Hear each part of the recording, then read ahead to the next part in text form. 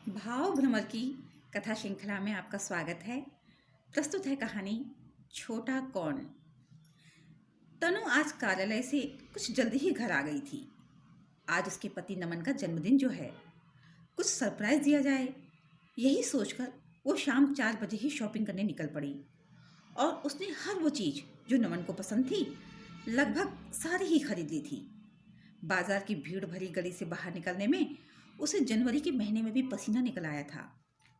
हालांकि बाजार से उसके घर की दूरी ज़्यादा नहीं थी, फिर भी इतने अधिक सामान का बोझ वो तो उठा भी नहीं पा रही थी। रिक्शा लेना ही होगा, उसने सोचा। किराया तय करते उसकी 3-4 रिक्शे वालों से बहस हो चुकी थी।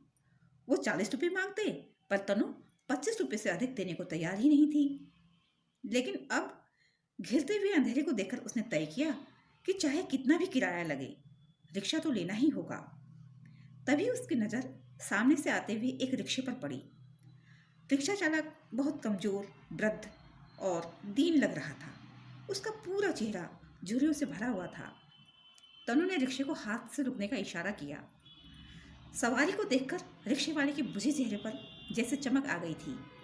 आज सुबह से ही उसे कोई सवारी ही नहीं मिल पाई थी। ओला उबर के ज़माने में रिक्शे की अहमियत कुछ कम हो चली है। सवारियाँ मुश्किल से ही मिलती हैं। लाजपत नगर चलोगे?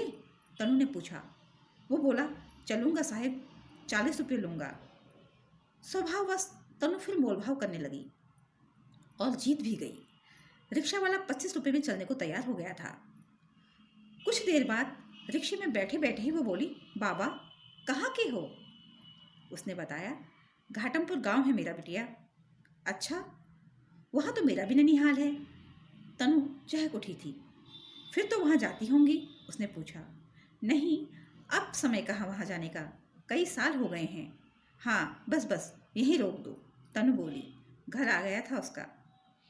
रिक्शा रुकते ही वृद्ध चालक तेजी से उतरा और सामान उठाने लगा। अरे रहने दो, मैं सब रख लूँगी। तनु सोचने लगी, क्यों कर रहा है ये सब? अब जरूर कुछ न कुछ मांगेगा। ये छोटे लोग भी ना ऐसे ही होते हैं। मैं भी बेकार में पूछताछ करने बैठ गई। तनु ने रिक्शे से उतरकर 25 रुपये रिक्शे वाले की ओर बढ़ाए, पर उसने रुपये लेने से मना कर दिया। बोला, तुमसे रुपये नहीं ले सकता बिटिया, तुम्हारा तो ननिहाल है हमारे यहाँ। खूब खुश रहो, फलो फूलो। जैसे वो अपनी ही बेटी को आशीष दे रहा था। तनु के बहुत कहने पर भी उसने रुपये नहीं लिए और चला गया। तनु अपनी और उस वृद्ध की सोच में इतना बड़ा अंतर देखकर पश्चाताप से भर उठी और अश्रु भरे नेत्रों से उसे अवाक जाते हुए निहारती रह गई। छोटा कौन? वो सोचने लगी। वो या मैं? सरलता को समझना इतना कठिन है क्या? यही प्रश्न उसके मस्तिष्क में बार बार गूंज रहा था। आज का दिन तनु को एक अनमोल सीख दे गया था। धन्यवाद।